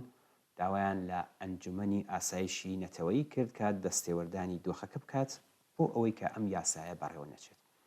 بەرپرسانی ڕژیم لە هەڵسەنگاندنێکدا زانی کە چیتر توانای ڕاوەستانی لە بەرامبەر کۆمەڵگەیان نەماوە. هاوڕێ ناهید درێژە پێدات و نووسیوێتی ڕژیم لە دۆخێکی خراپدایە و هەروەها هاوسەنگی هێزیش بە زیانی ڕژیمی کۆماری ئیسلامی گۆڕاوە. هەر بۆیە ئیتر توانایی زاڵبوونی لەسەر کۆمەلگا نەماوە و ناتوانێت بە ئاسانی کۆمەلگا سەرکوت کات. ئێستاش بۆ شاردنەوە ئەم شکستەی ڕژیم لە بەرامبەر کۆمەلگا جێگری پەرلەمانی سەرۆکۆماری ئێران ڕایگەیاندووە کە بە تەمان ئەم گەڵاڵەی ئیسلاح بکەن. لەلایەکی دیکەوە پەرلەمانە تۆندڕەوەکانی مەجلس کە خوازیاری بەڕێوەچوونی ئەم یاسایەن دەڵێن کە کەس بۆی نییە ئەم یاسایە دەستکاری بکات یان بەری پێ بگرێت. بەم جۆرەیە هێشتا گرژی لە نێوان مەجلس و دۆڵەتدا بەردەوامە. بەر لەوەی کە ژینا گیانی بەخت بکات هیچ تاکێکی کۆمەلگا بڕوای نەدەکردکە ژنانی کۆمەلگا هاوکات لەگەڵ پیاوان لە شەقامەکانی ئێراندا ڕووسەریەکانیان بسووتێن و دروشمی ژنجیان ئازادی بەرز بکەنەوە. بەڵام هەر ئەو جۆرەیە کە وتمان هاوسەنگی هێز لە ئێران لە زیانی ڕژیمی ئیسلامیدا گۆڕاوە. ئێستا ڕژیم لە دۆخێکی زۆر لاوەسرزایە. هەر بۆیە ئەگەری سەرهەڵدانی خەڵک دژ بە ڕژیمی کۆماری ئیسلامی زۆرترە. ئەم نووسراوە وێنەیە کە داهاتووی کۆماری ئیسلامی نیگار ئەکات و بەڕێوە نەشوونی یاسای حەجاب و عفاف و هەروەها ڕاگررتنی بۆ ماوەیەکی کاتیش بێ و ترسی ڕژیمی کۆماری ئیسلامیش هەر لەو شتانەیە کە هێنامانە زمان. ئەو جۆرە کە تێبینی دەکرێت ئەم یاسایە دوایین پەلەقاژەکانی ڕژیمە بۆ سەپاندنی حەجابی ئیجباری بەسەر ژناندا. بەڵێ زۆر سپاسی هاوڕێ ناهید دەکەین دێنە سەر نامەی کاگ ئاسۆ. کاگ ئاسۆ نووسیوێتی پرسیاری ئێستا ئەوەیە کە چ دەسەڵاتێک جێ دیکتاتۆریەتی ئەسەد دەگرێتەوە، بەڵام پرسیاری سەرەکی تر ئەوەیە کە ئایندەی خەڵکی سووریە و ڕۆژاوا چی بەسەردێ. هاتنە سەرکاری دەسەڵاتی ئیسلامی سوننە تۆندڕەوەکان لە سووریە و ئەفغانستان و بێدەنگی دەوڵەتەکانی ئامریکا و ڕۆژاوا بەرامبەریان نیشانەی گۆڕانکاریەکە لە دۆخی سیاسی و بەرە دژبەیەکەکانی خۆرهەڵاتی ناوەڕاست. دەسەڵاتی کۆنە داعشانەی هەیئەتی تەحریل شام پێویستی بە پێشبینیکردن نییە، چونکە لە ئێدلبی ژێردەستیاندا هەمان یاساکانی تاڵبانیان سەپاندووە. کاگ ئاسۆ دەڵێت پرسیار لەسەر ئەوەیە کە ئایا ئەم هێزە ئیسلامیانە چۆن دەتوانن خزمەت بە جێبەجێکردنی نەخشەی مستەوەگەرکردنی بازار و پرۆژەی استراتیژیە ئابووری و سیاسیەکانی ئەو دەوڵەتە بورژوازیانە بکەن کە ئێستا لە سووریە و ڕۆژهەڵاتی ناوەڕاستدا لە ڕێگەی شەڕی سیاسی و سەربازی نێوانیانەوە ئەم نەخشانە دەبەنە پێشەوە. هەمیشە پەیوەندی ئەمریکا و ڕۆژاوا لەگەڵ ئیسلامەکاندا بە پێ بەرژەوەندی و استراتیژیەکان گۆڕانکاری بەسەردا هاتووە. لە سەرەتادا ئەمریکا و ڕۆژاوا ئەم هێزانەیان لە جەنگی ساردا دروست کرد و دواتر لە ئەفغانستان و عێراق و سووریا بوونە دوو بەرەی دژبەیەک. لەلایەن ئێرانیشەوە لە عێراق و سووریا بەکار دەهێنران بۆ لێدان لە ئەمریکا. ئێستا لە شکستی ئێران لە سووریادا تورکیا جێگای ئێرانی گرتووەتەوە و هێزە ئیسلامیەکان لەلایەن تورکیاشەوە بۆ جێگیرکردنی باڵادەستی خۆی لە دۆخی سووریادا بەکاردەهێنێت. تورکیا دەیەوێت لەگەڵ ئەمریکادا مامەڵە بکات، مامەڵەی ئەوەی کە دەسەڵاتی ئیسلامیە سونەکانی سووریا ڕازی دەکات کە مل بە مانەوە لە ژێر چەتری سەربازی ئەمریکا لە سووریادا بدەن ئەگەر تورکیا ڕێگری لە بەرامبەردا نەبێ بۆ بەرتەسکردنەوەی سنووری دەسەڵاتی ئێدارەی ڕۆژاوای کوردستان. بەڵێ کاگ ئاسۆ هەروان نووسیوێتی گۆڕانی سەرەکی لە ڕوخانی ئەسەد تێکشکانی بەرەی مقاومەت کۆماری ئیسلامی ئێران و نەهێشتنی پێگەی دەوڵەتی رووسیا لە ناوچەکەدا کە لە پاڵشکستی حەماس و حیزبوڵڵادا بە تەواوەتی استراتیژی دەوڵەتی ئێرانی لە ڕۆژهەڵاتی ناوەڕاستدا تووشی داڕما کردووە. لە سایەی ئەم گۆڕانکاریانەدا ئیسرائیل و ئەمریکا زیاتر دەتوانن پرۆژە هاوبەشە ئابووری و ئەمنی و سەربازیەکانیان لەگەڵ سعودیە و دەوڵەتانی عەرەبی و کەندا و نەخشەڕەش بکەن. هەر بۆیە ڕوخانی ئەسەد تەنیا دیکتاتۆرێکی لە کۆڵی خەڵکی سووریا کردەوە و چیتر خەڵکی سووریا بارمتەی استراتیژی کۆماری ئیسلامی ئێران لە ڕۆژهەڵاتی ناوەڕاست دژی ئیسرائیل نین بەڵام خەڵکی سووریا و ناوچەکە لە دەست شەڕی ئەم بەرە و هێزە دڕندانەی تری ئیسلامیەکان و ئێران و تورکیا و ئامریکا و ئیسرائیل ڕزگاریان نەبووە کە 2 دەهەیە سووریا و ناوچەکەیان کردوێتە دۆزەخێک کە 9 ملیۆن ئینسانی تێدا کوژراوەوە بریندار بۆ زیاتر لە 14 ملیۆن خەڵکەکەشی ئاوارە کردو. ڕوخانی ئەساد نەمانی تاوانبارێکی جەنگەکەی لە مەیدانی شەڕێکی بەربەریدا کە هەموو تاوانبارەکانی تری لە دەسەڵاتدان چۆن لەژێر درێژەی ئەم شەڕە ناوچەیەدا دامەزراندنی دوورگەیەکی ئارام و ژیانێکی گونجاو بۆ خەڵکی سووریا لەسەر دەستی هەمان ئەم هێزانە چاوەڕوان دەکرێت. هەروەکو چۆن شەڕی غەزا نیشانیدا کە چیتر مەسەلەی فەلەستین لە چوارچێوەی پێشووی چارەسەر و شەڕەکانی پێشوودا نەماوەتەوە بەشێکە لە شەڕێکی ناوچەی فراوانتر بە هەمان شێوە ڕوخانی دیکتاتۆریەتی ئەسەدیش کۆتایی دیکتاتۆریەت و شەڕ و کێشەکانی خەڵکی سووریا نییە. ئایندەی سووریا ئێستا لە سایەی شەڕ و ململانێکی سەربازی و سیاسی و ئابووری ناوچەی و جیهانی فراواندا گیری خواردووە. ڕۆمانسیەتی کۆتایی سەدەی 20 ڕوخانی دیکتاتۆری و گەشەی دیموکراسی و مافی مرۆڤ و سەروەری سنووری دەوڵەتەکانی ڕۆژهەڵاتی ناوەڕاست و جەنگی تیرۆر ئێستا جێگەی خۆی داوە بە حساباتی ئابووری و بازاڕی سەرمایە و کۆمپانیا و نەوت و دابشکردنەوەی دەسەڵات و ناوچە و سەرچاوەکانی وزە و حساباتی جیۆپۆلیتیکی دەوڵەت و هێزە بۆرژوازیە ڕەنگاوڕەنگەکان کە لە ڕێگەی شەڕی سیاسی و سەربازی نێوانیانەوە یەکلای دەکەنەوە. خەڵکی سووریا و ڕۆژاوا قوربانیەکی تری ئەم ئاژاوەی ململانەیەن. خەباتی خەڵکی سووریا و ڕۆژاوا پێویستی بە ڕزگاربوونە لەم ئاژاوەی ململانی بەدیلی هێزە ئیسلامی و دەوڵەتە سرمایه‌دارەکان و سوود وەرگرتن لەم فرسەتە کە دیکتاتۆریەتی ئەسەد نەماوە بۆ جێگیرکردنی بەدیلێکی شۆڕژگەرانەی جەماوەری. سپاسی کاک ئاسۆ دەکەین ئەگەر هەڵام نەکردوێت بۆ ئەم نامەی کە زەحمەتی کێشا و نردویەتی. بچینە سەر نامەیەکی ترمان لە هاوڕێ مێهری کە لە بانەوە نردوێتی. هاوڕێ مێهری نووسیوێتی ڕوخانی بەشار ئەساد سەر و کۆماری سووریا شەبەکەی قاچاغی ماددە هۆشبەرەکانی لە ڕۆژهەڵاتی ناوەڕاست هەڵوەشاندەوە ڕۆڵی ڕژیمی ئەسەدی لە بەرهەمهێنان و قاچاقی ماددە هۆشبەرەکاندا ئاشکرا کرد کە بووە هۆی ماڵوێرانی زۆر لە ناوچەکە هەروەها بازرگانیە کە یارمەتی ڕژیمی ئەسەدیدا بۆ بەدەستێنانی سەروەت و سامانێکی زۆر و کەمکردنەوەی کاریگەری بایکۆتە نێودەوڵەتیەکان کە ئەمانە بە نرخی قوربانیبوونی ژمارەیەکی زۆر لە خەڵکی ناوچەکە تەواو بوو. هاوڕێ مێهری هەروەها دەڵێ لە هەمان کاتدا هاوپەیمانەکانی ئەسەد وە گروپی چەکداری حەزبۆڵای لۆبنانیش لەو بازرگانیە سوودمەند دەبوون. ئەم بازرگانیە یارمەتی حەزبۆڵای ئەدا بۆ کەمکردنەوەی کاریگەری بایکوتە نێودەوڵەتیەکان و بەدەستهێنانی سربەخۆیەکی یابووری زیاتر. جێگەی ئاماژەیە تا ئێستا حەزبۆڵا موچەی ڕاستەوخۆ و بە شێوەی جۆرا و جۆر کۆمەکی خەرجی نزیکەی 100,000 کەسی داوە و جگەلەوەش خزمەتگوزاری کۆمەڵایەتی جۆر بە جۆری پێشکەش بۆ 100,000 کەسە کردووە. بەشداری لە تجارەتی ماددە هۆشبەرەکان سەرچاوێکی گرنگی داهاتی ئەم گروپە بوون کە توانیان یارمەتی بۆ پاراستنی باڵادەستی خۆی بەسەر بەشێکی زۆری دانیشتوانی شیعە لە لۆبناندا بینکات. کەوا بوو بێگومان قاچاق بە ماددە هۆشبەرەکان بە یەکێک لە ڕێگاکانی دابینکردنی ئەم تێچوونە گەورەیە دادەنرێت. بڵێ ئاشکراکردنەکانی ئەم دوایە بەڵگەی ئەوە دەخەنە ڕووکە بەهای ئەم بازرگانیە بە نزیکەی 10 میلیارد دلار لە ساڵێکدا مەزەندە دەکرێت و لەم ساڵانەی دواییدا گپتاگۆن ماددە هۆشبەرێکی زۆر سامناک کە لە ناوەندەکانی بەرهەمهێنان لە سووریا دروستکراون بۆتە بەناوبانگترین دەرمان لە ڕۆژهەڵاتی ناوەڕاستە. ئەسەد ئەم سەرچاوە داراییانەی بۆ پاراستنی حکوومەتەکەی و پاداشتی لایەنگرانی خۆی بەکارهێنا. دەتوانین وێنای ئەوە بکەین کە بۆ ئەم کارە چەندە هێز و سەرچاوی ئینسانی پێویست بووە. ئەمەش نوێنەراتی و بەرهێنانێکی گەورە دەکات لەم کارە نایاساییەدا. ئەم بازرگانیە بەشە جیاوازەکانی ڕژیمی لەخۆگرت بوو هەر لە ئامێری سیاسی و تۆڕەکانی پشتیوانیەوە تا دەگاتە دام و دەستگا ئەمنیەکان. تاوانبارانی تجارەتی ماددە هۆشبەرەکان لە ئاستە جیاوازەکانی زنجیرەی قاچاقدا لەوانەیە بە سادەئی ئۆپراسۆنیەکانیان بگوازنەوە بۆ وڵاتانی دیکە بەتایبەت عێراق کە بە پێ نووسینگەی نەتەوەی گرتووەکان بۆ ماددە هۆشبەرەکان ڕێگاکی گرنگ بۆ بازرگانی گپتاگۆن دەرکەوتووە. هاوڕێ مەهری لە کۆچاییدا نووسیویەتی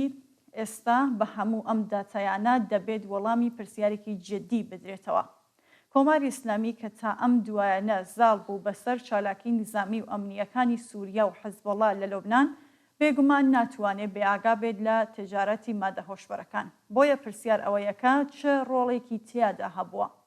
ئایا بچووکترین گومان لە هاوبەشی تەواوەتی کۆماری ئیسلامی لەم بازرگانیە ئینسان کوژەدا هەیە؟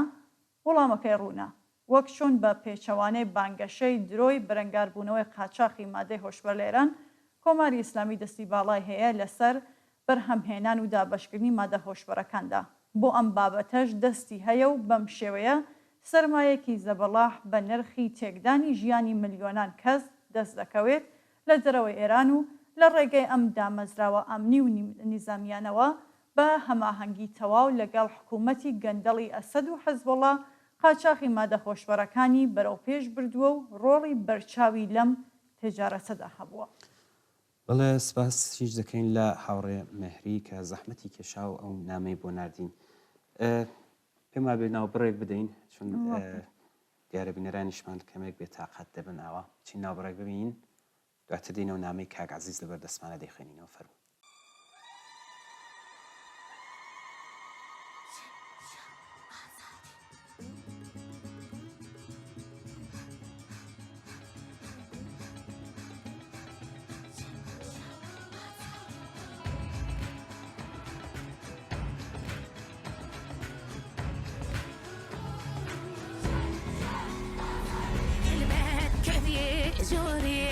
كبير بالفاجية أما نوصل بجنا سقر وسقية بهر كبير شورية كبير بالفاجية بهادو كير بجنا توروسكية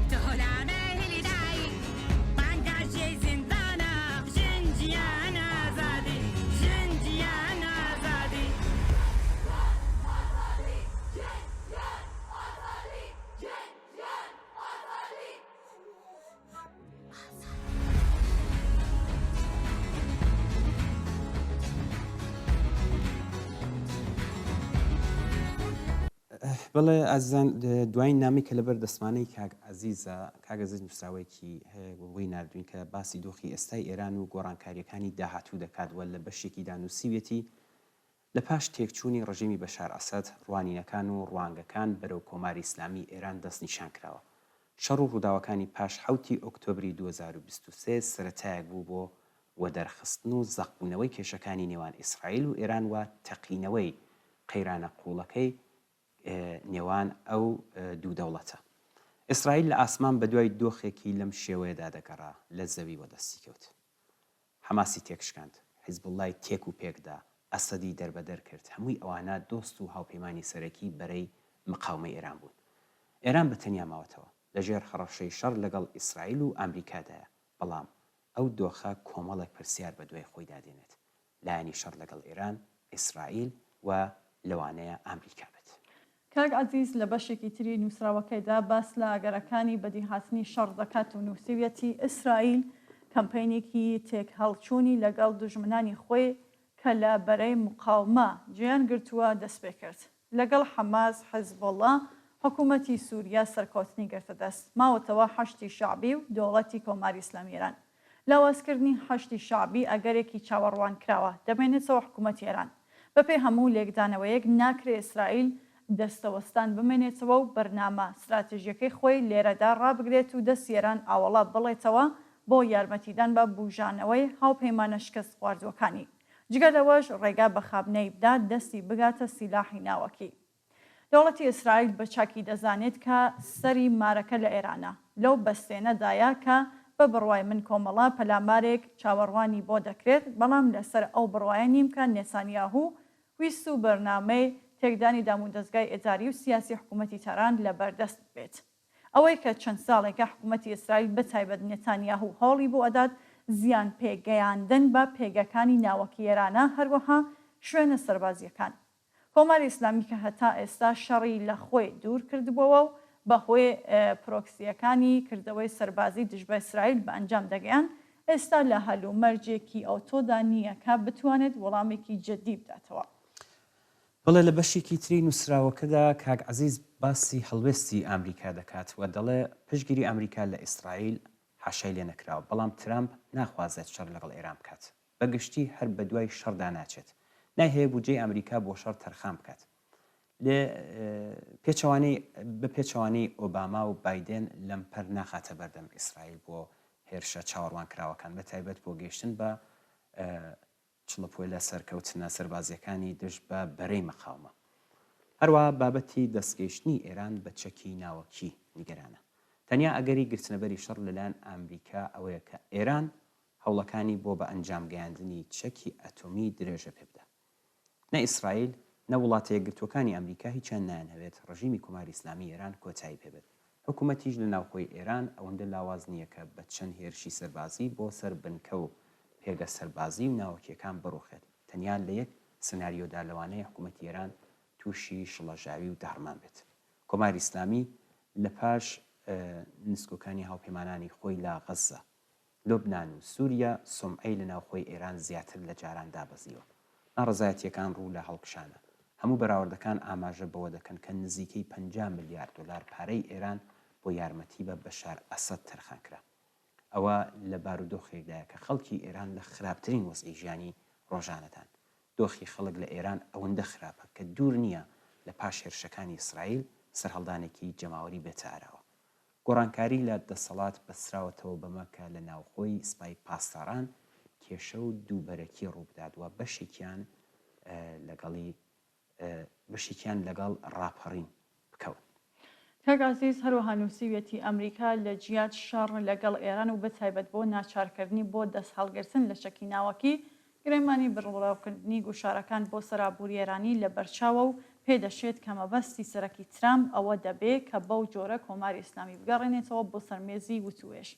بەدەر لە هەموو لایەنە نالەبارەکان یابووری لە کیسچوونی سووریە بۆ ئێران لە ڕووی ئابووریش بۆ ئێران گرانتەواو دەبێت لەبەر ئەوە کە ئێران لە ڕێ بەشار ئەسەد نەوتەکەی خۆی دەفرۆشێت ئەو کاڵا و شتومەکەی کە لێ قەدەغە کرابوو لە سووریەوە هاوردەی ئێرانی دەکرد و لە ڕێگەی قاچاقەوە داهاتی ماڵی بۆ خۆی دەستەبەر دەکرد بۆ خۆ دەرباسکردندا مەترسیەکانی ڕێگەی دیالۆگ و دەستپێکردنەوەی دانوستان لەگەڵ ئامریکا و دەوڵەتانی ئەوروپایی بۆ کۆماری ئیسلامی کراوەیە بەڵام دیارە لە دۆخێکی شکست خواردوودا ناچارە ئیمتیازی زۆر ببەخشێت کاک عەزیز لە کۆتایی نووسراوەکەیدا دەڵێ لە گریمانی تێکچوون و هەرس هێنانی ڕژیمی کۆماری ئیسلامی ئێران بەگشتی و ڕۆژهەڵاتی کوردستان بە تایبەتی لە دۆخێکی تایبەتیدایە کە هێزی بەرەی ڕادیکاڵ و شۆڕژگیری ناو کۆمەڵگاکە خوازیاری ئازادی و بەرابەریە دەرفەسەکان بناسێ و گرفتەکانی سەر ڕێگای چارەسەر بکات تا دیسانەوە ئاوات و ئارەزوەکانی لە ژێر دەست و پێ ون نەبن زۆر سپاس بۆ کاگەسیس بۆ نووسراوەی کە نردی بۆ ئەم بەرنامەیە چاوان ماوەیەک پێش ئێستا بەداخەوە هەواڵی کۆچی دوایی هاوڕێ چرۆ محەممەدیمان هەر لەم بەرنمەیەدا بڵاو کردەوە لەم ڕۆژانەدا دواییدا کلیپێک لە مەراسمی ئەسپەردەکردنی هاوڕێ چرۆی خۆشەویستمان بەدەست گەیشت کە بۆ ڕێزگرتن لە یادی ئەزیزی ئێمە کورتێک لە مەراسمەکە کە بە بەشداری خەڵکی ئەمەگناسی ناوچەکە بەڕێوە چووە لەم بەشەدا پێکەوە دەبینین و پێشکەش و میرانشی دەکەین فەرمو.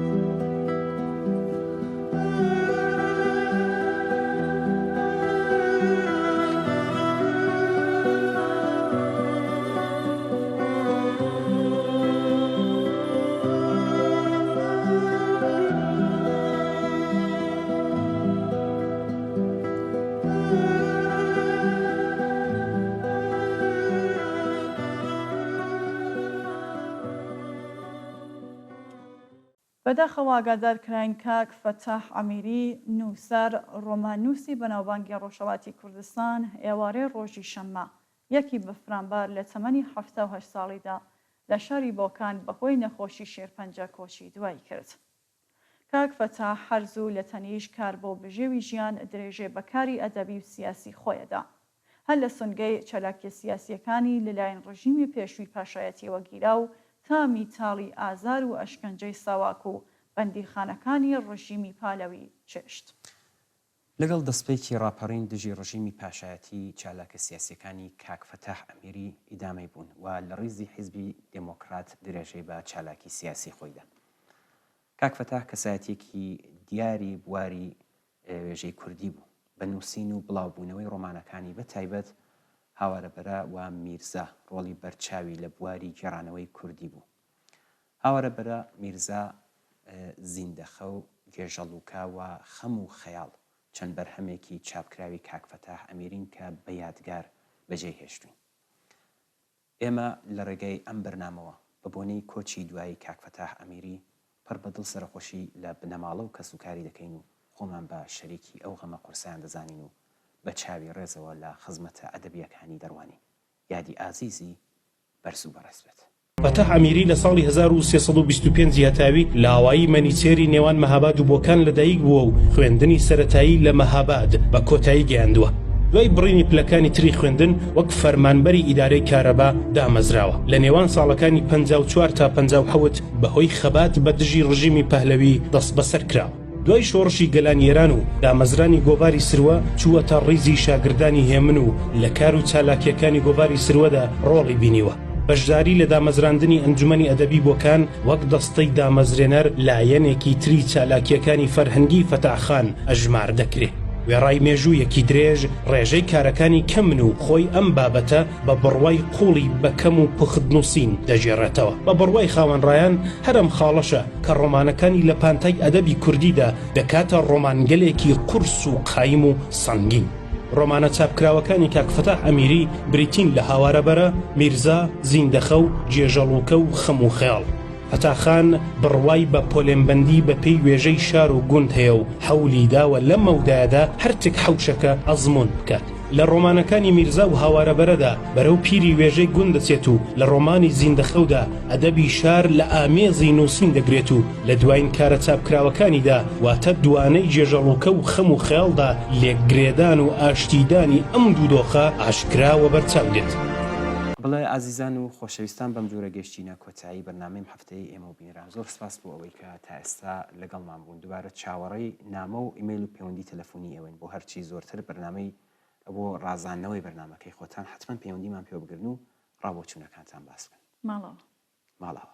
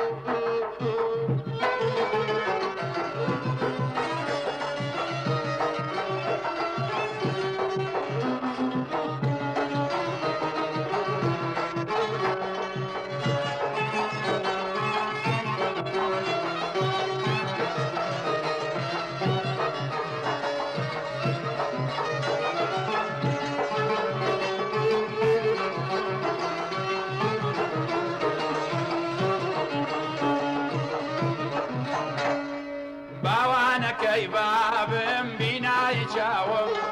باوانەکەی بابی من بینایی چاوم لە دووری باڵات وەڵا ڕەج بۆ هەناوم وەڵا بۆ تۆ نەماوم جانا بۆ تۆ نەماوم ئەیوەی سەرتای بە پای زێڕ بێ پڕدەشتی باژێڕ بێ هەمووی چاو بجێڕ بێ هەر تۆم دەوێت و ئەیوەی سەرتای بە پای زێ و بێ پڕدەشت و پڕچێ و بێ هەمووی خەندە لێ و بێ من هەر تۆم دەوێت و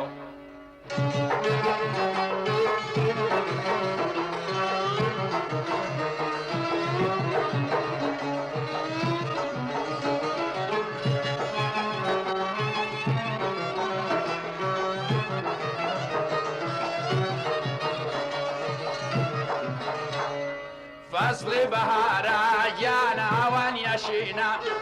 فصل بهارا جان اوان يشينا اشكي عليكم شبكم خني شيرينا والله خني شيرينا وامان ذو خالشينا ايوه سرتاي بفايزر بي فردشتي باجر بي همو يشاو بجير بي من هرتوم دويتو ايوه سرتاي بفايزر بي فردشتو فرجيو بي همو يخندلي وبي من هرتوم دويتو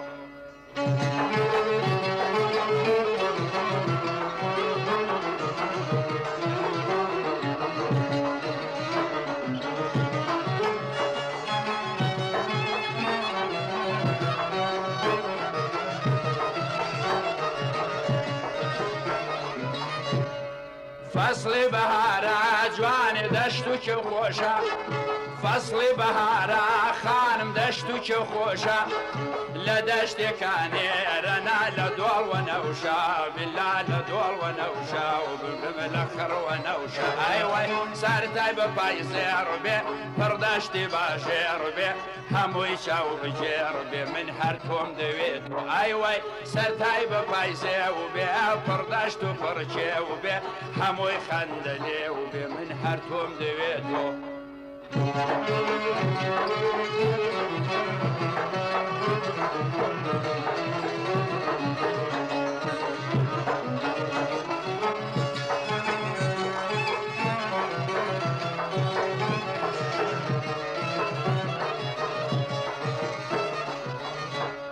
چه خدا برداران از در غرقم کلاغم چه خدا برداران جوان غرقم کلاغم مایلم بدەیە دەدای یان زۆر و یان کەم ببرم یان زۆر و یان کەم ئەمان یان زۆر و یان کەم ئایوای سەرتای بە پای زێڕ بێ پڕداشتی بەهازێڕ بێ هەمووی چاو بجێڕ بێ هەر تۆم دەوێت و ئایوای سەرتای بە پای زێ و بێ پڕداشت و پڕچێ و بێ هەمووی زەردە لێ و بێ من هەر تۆم دەوێت و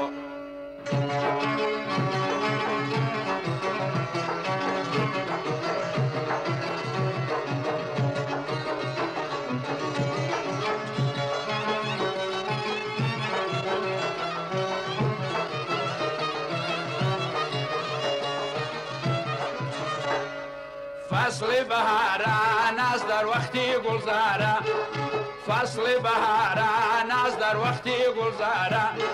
که و چی جوان امان دنیا دیاره و هوار دنیا دیاره و بمرم دنیا دیاره ای وای سرتای با پایزه و به پرگشت و پرشه و به هموی خندلی و به هر توم دوید و ای وای سرتای با پایزه رو به پرداشتی باشه رو به هموی چاو بجر به من هر توم دوید و